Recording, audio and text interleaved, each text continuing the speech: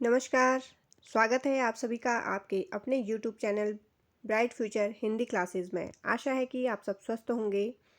आज मैं फिर से आपके लिए हिंदी साहित्य के जो बहुत महत्वपूर्ण प्रश्न हैं उनके 25 प्रश्नों की प्रश्नोत्तर सीरीज़ नंबर 10 लेकर आई हूँ। इससे पहले की जो भी सीरीज़ थी, जिन स्टूडेंट्स ने भी नहीं देखी है तो वो मेरे डिस्क्रिप्शन बॉक्स में जाकर देख सकते हैं। मैंने वहाँ पर अपनी पिछली वीडियोस के लिंक शेयर किए हुए हैं। और जो भी नए हैं वो मेरे चैनल को सब्सक्राइब करिए ताकि आपको मेरी आने वाली हर एक वीडियो आसानी से मिल सके। लाइक करिए, शेयर करिए और कमेंट में ज़रूर बताइएगा कि आपको ये प्रश्न कैसे लगे।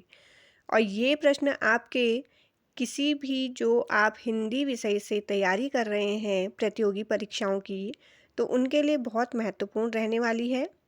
तो आप इनमें से उन प्रश्नों को भी नोट डाउन करते रहिए जो आपको लगें कि बहुत महत्वपूर्ण हैं। वैसे तो सभी प्रश्न बहुत महत्वपूर्ण रखे हुए हैं मैंने।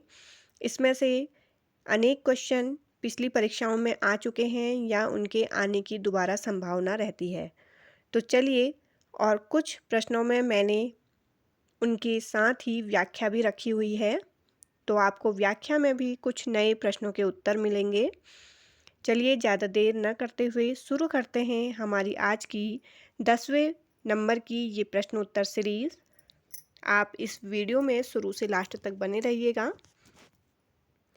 तो हमारा 226वां प्रश्न है।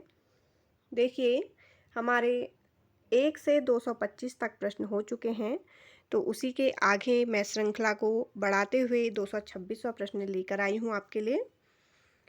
प्रश्न है, राम नरेश त्रिपाठी द्वारा संकलित संपादित कविता कौमुदी संग्रह से संबंधित कौन सा कथन सही नहीं है। तो त्रिपाठी जी ने जो संपादित उनका कविता संग्रह है उसके विषय में इसमें कुछ कथन दिए हुए हैं, तो उसमें से एक कथन सही नहीं है, वो आपने बताना है। इसके ऑप्शन देखिए। यह संग्रह 10 खंडों में विभक्त है। दूसरा है इसमें हिंदी और उर्दू की कविताएं संकलित हैं। तीसरा है, बांग्ला और संस्कृत की कविताओं को भी इस संग्रह में सम्मिलित किया गया है। और चौथा ऑप्शन है कि इसके एक भाग में ग्राम गीतों का भी संग्रह किया गया है। तो ये 4 कथन हैं कविता कौमुदी के संबंध में। तो इसमें से जो इसमें कथन सही नहीं है वो है ऑप्शन नंबर ए। यह संग्रह 10 खंडों में विभक्त है। तो यह 10 खंडों में विभक्त ना होकर कितने खंडों में है? यह है 8 खंडों में विभक्त। कितने खंडों में विभक्त है ये? 8 खंडों में। तो कविता कौमुदी में अगर क्वेश्चन आए कि यह कितने खंडों में विभक्त है, तो इसका जो सही उत्तर है वो है 8 खंड। कविता कौमुदी में 15,000 से अधिक लोकगीतों का संग्रह किया गया है, जिन्हें त्रिपाठी जी सन 1925 से सन 1930 के बीच अवध के गांव में घूम घूम कर उन्होंने संग्रहित किया था। इसमें सोहर, कजरी, बिरहा, होरी, मेला गीत, विवाह गीत, विदाई गीत आदि इसमें सम्मिलित हैं। अगले प्रश्न पर चलते हैं। बहुत इम्पोर्टेंट ये प्रश्न है। द्विवेदी युग को जागरण सुधार काल किसने कहा? इसके ऑप्शन देखिए। रामचंद्र शुक्ल, डॉक्टर नगेंद्र, हजारी प्रसाद द्विवेदी या बाबू गुलाब राय। तो इसका जो सही आंसर है वो है option number B, doctor Nagendra.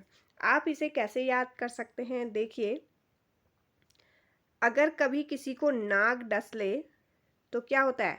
वो अच्छे से उसका जागरण हो जाता है, यानी कि उसकी लीला समाप्त हो जाती है। तो आप ऐसे याद कर सकते हैं कि अगर नाग डसे तो आदमी का क्या होता है? अच्छे से ही जागरण हो जाता है।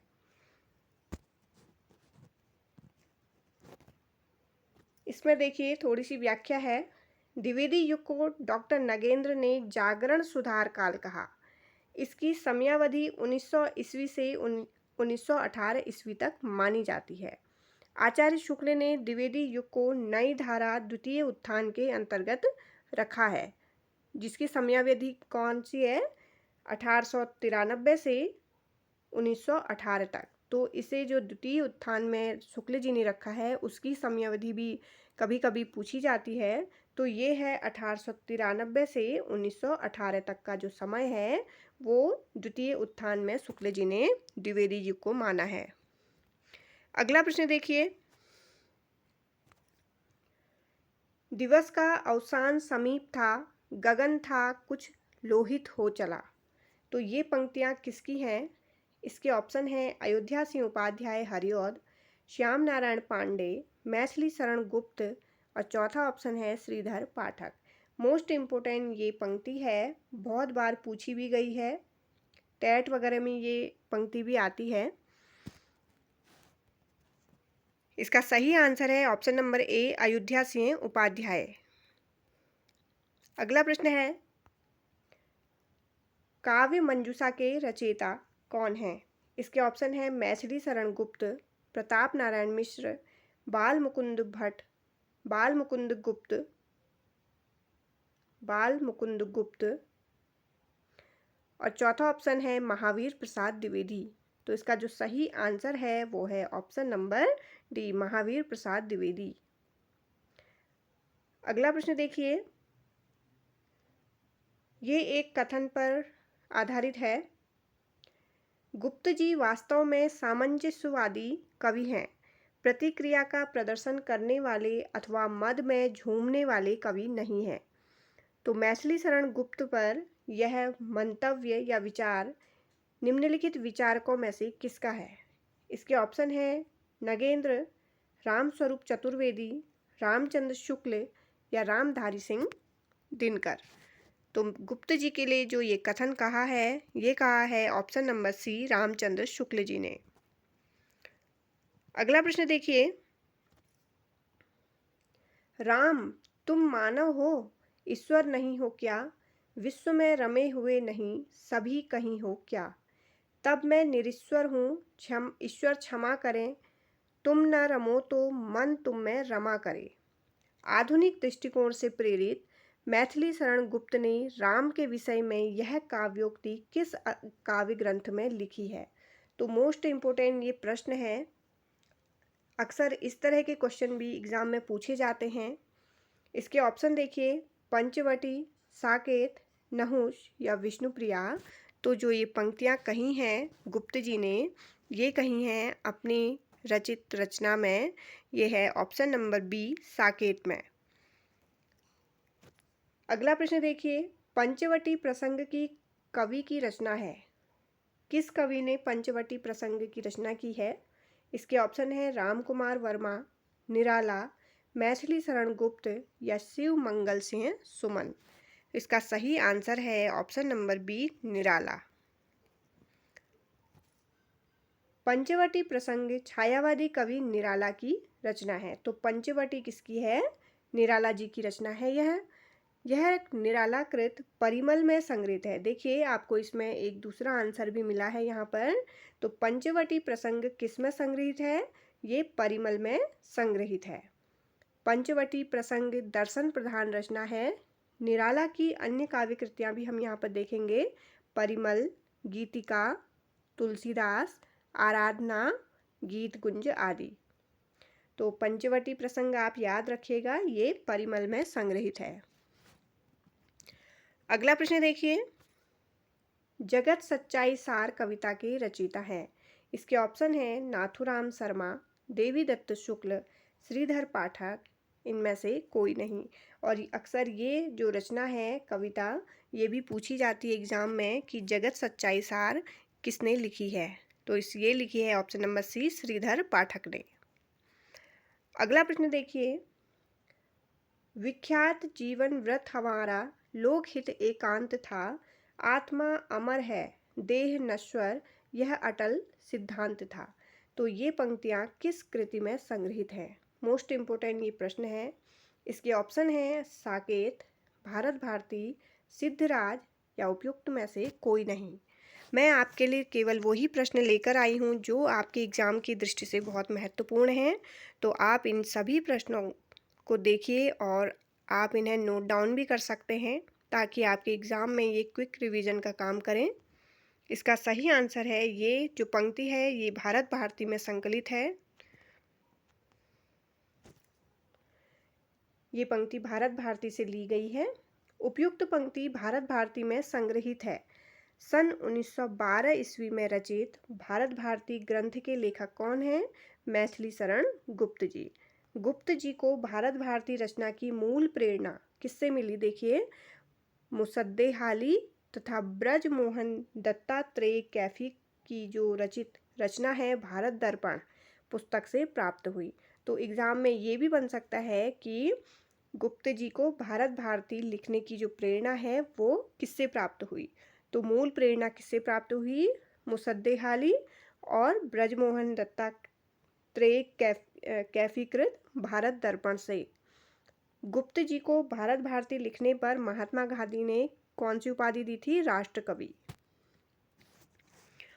अगला प्रश्न देखिए, करते तुलसीदास भी कैसे मानस नाथ महावीर का यदि उन्हें मिलता नहीं प्रसाद। उक्त पंक्तियों के रचनाकार हैं। इम्पोर्टेंट क्वेश्चन है ये भी। इसके ऑप्शन हैं, देखिए, महावीर प्रसाद द्विवेदी, अयोध्या सिंह उपाध्याय, मैथिली शरण गुप्त और चौथा है सियाराम शरण गुप्त। तो जो ये पंक्ति की रचना की है ये की है option number C, Maithili Sharan Gupt जी ने। उक्त पंक्तियों के रचनाकार मैथिली शरण गुप्त हैं। मैथिली शरण गुप्त की अन्य कृतियां देखिए, भारत भारती, पंचवटी, जयद्रथ वध, साकेत, यशोधरा, झंकार, जय भारत, विष्णुप्रिया और द्वापर आदि। अगला प्रश्न देखिए,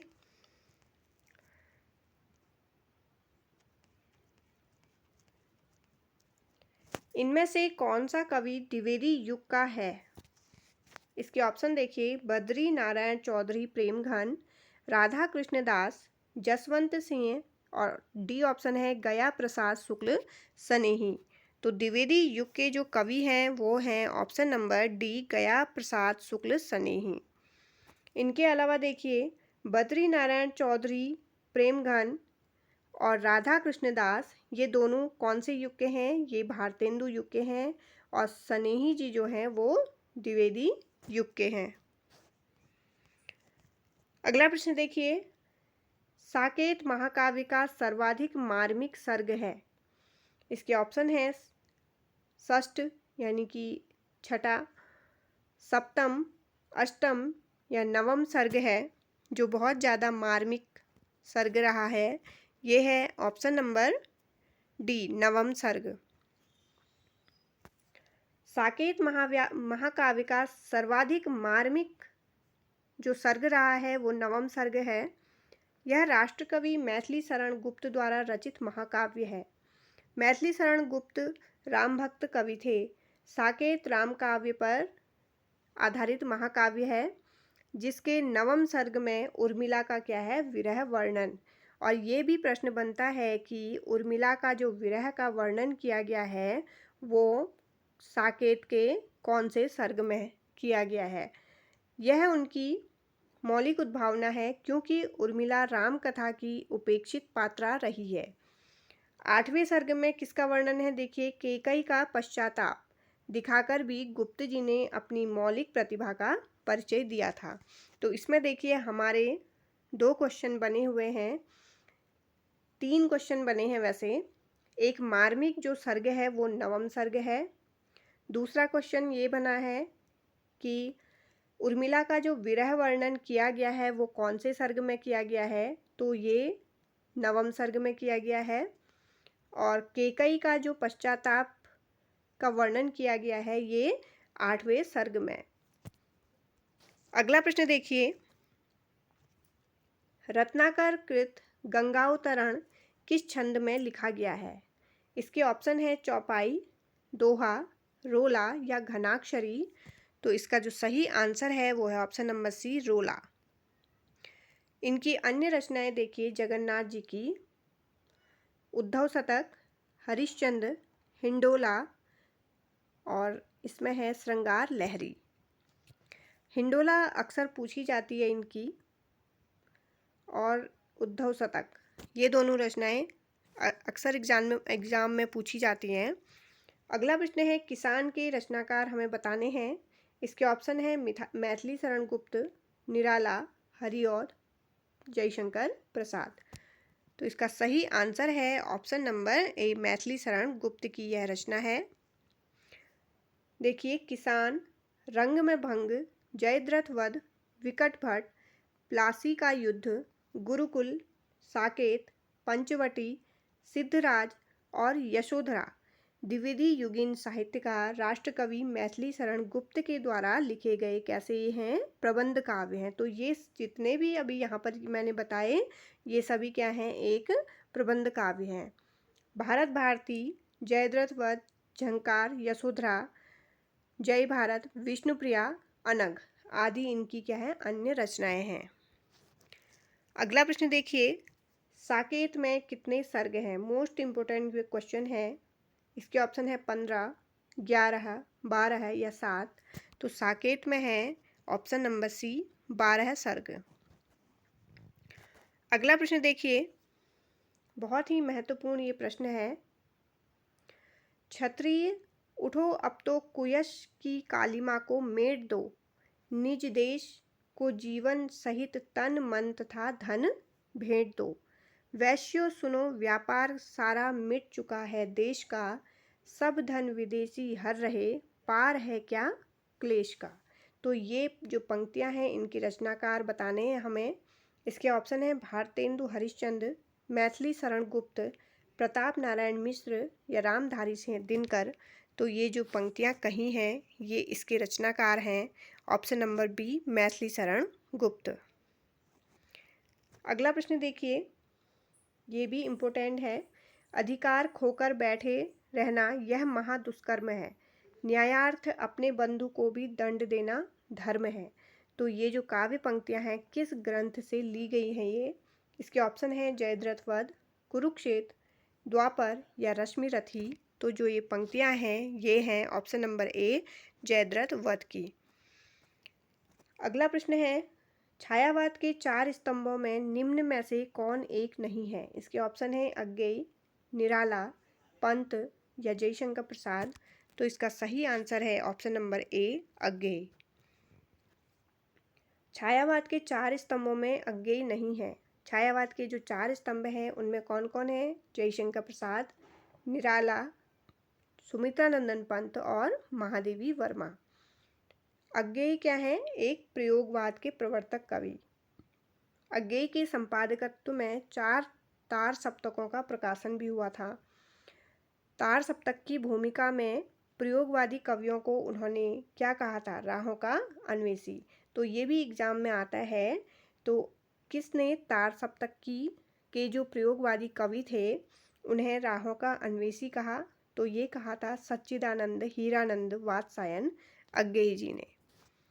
अगला प्रश्न देखिए, सियाराम शरण गुप्त की रचना आत्मोत्सर्ग में किसके बलिदान की गाथा अंकित की गई है? इसके ऑप्शन है राम प्रसाद बिस्मिल, चंद्रशेखर आज़ाद, भगत सिंह या गणेश शंकर विद्यार्थी। तो ये एग्ज़ाम की दृष्टि से बहुत महत्वपूर्ण प्रश्न है। इसका सही आंसर है option number D, Ganesh Shankar विद्यार्थी। सियाराम शरण गुप्त की रचना आत्मोत्सर्ग में गणेश शंकर विद्यार्थी के बलिदान की गाथा अंकित की गई है। सियाराम शरण गुप्त द्वारा रचित काव्य ग्रंथ देखिए, और दैनिकी, नकुल, पाथेय, मृणमयी और आत्मोत्सर्ग। आत्मोत्सर्ग आप याद रखिए, इसमें गणेश शंकर विद्यार्थी के बलिदान की गाथा अंकित की गई है, और ये जो रचना है, ये है सियाराम शरण गुप्त की। अगला प्रश्न देखिए, कामायनी की यह कथा केवल एक फैंटेसी है। कामायनी के संदर्भ में यह कथन किसका है? इसके ऑप्शन है द्वारिका प्रसाद सक्सेना, गजानन माधव मुक्तिबोध, रामस्वरूप चतुर्वेदी या option number D, doctor Nagendra. तो इसका सही आंसर है option number B, Gajanan Madhav Muktibodh. इनकी अन्य जो कृतियां हैं वो देखिए, उर्वशी जो कि 1909 ईस्वी में लिखी है, वन मिलन, प्रेम राज्य, अयोध्या का उद्धार, चित्राधार, झरना, आंसू, लहर और कामायनी।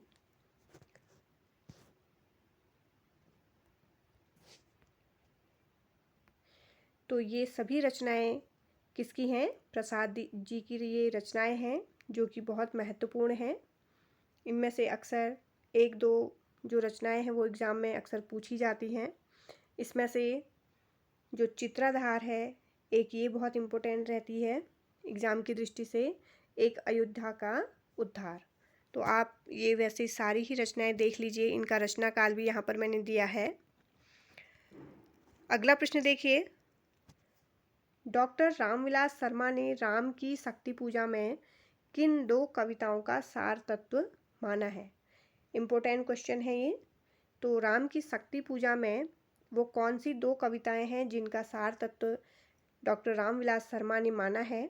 इसके ऑप्शन हैं जागो फिर एक बार और दूसरी कविता है बादल राग। बी ऑप्शन है तुलसीदास तथा सरोज स्मृति। सी ऑप्शन है सरोज स्मृति और जूही की कली। चौथा है तुलसीदास व कुकुर मुत्ता। तो इसमें जो दो कविताओं का सार तत्व माना है शर्मा जी ने, वो है ऑप्शन नंबर बी, तुलसीदास व सरोज स्मृति। अगला प्रश्न है, राम की शक्ति पूजा कविता मूलतः किस संकलन में है? इसके ऑप्शन है गीतिका, परिमल, आराधना, अनामिका। तो इसका सही आंसर है ऑप्शन नंबर डी, अनामिका।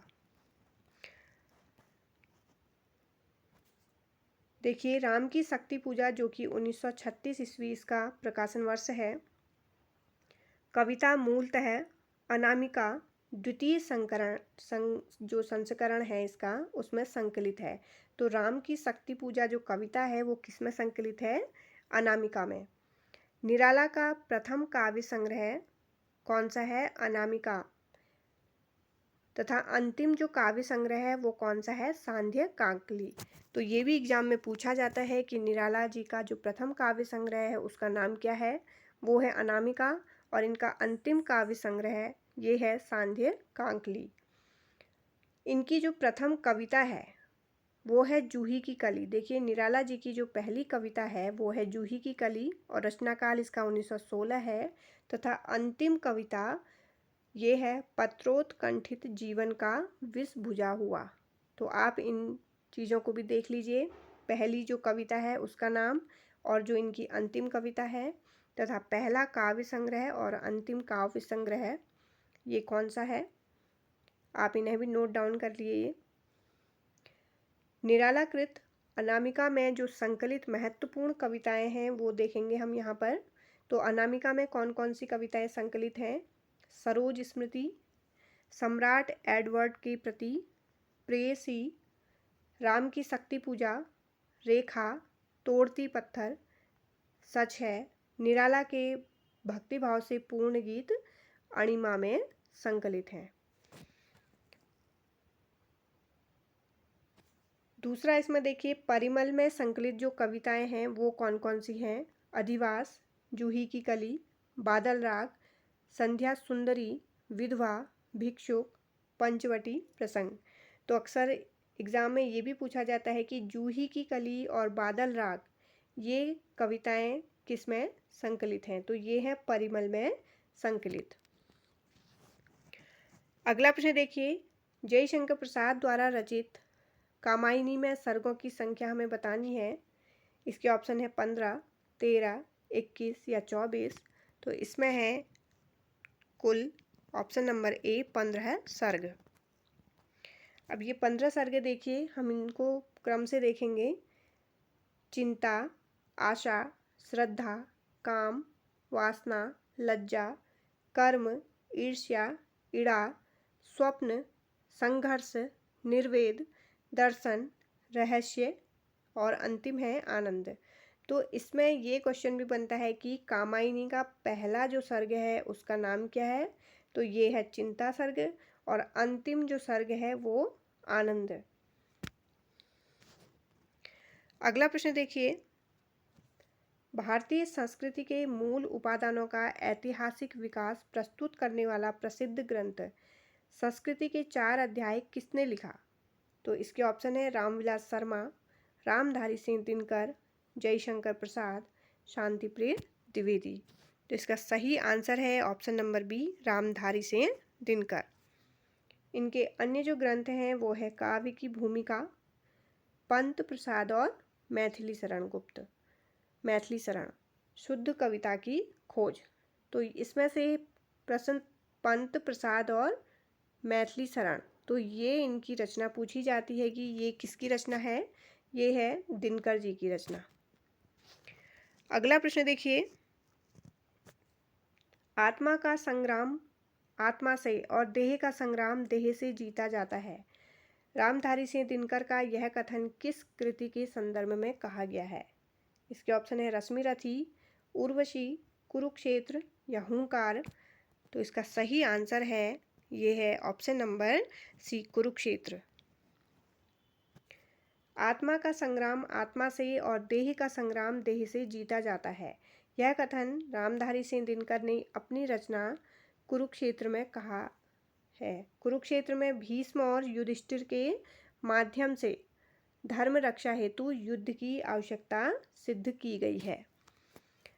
तो ये भी प्रश्न एग्जाम की दृष्टि से इम्पोर्टेंट है। ये आज का हमारा 250वां प्रश्न भी हो चुका है। मैं आगे की जो सीरीज़ है 11वें नंबर की, इसके आगे के 25 प्रश्न लेकर आऊँगी जो कि आपके लिए बहुत महत्वपूर्ण रहेंगे। चलिए मिलते हैं तब तक मेरी अगली वीडियो में। जय हिंद, जय भारत, धन्यवाद।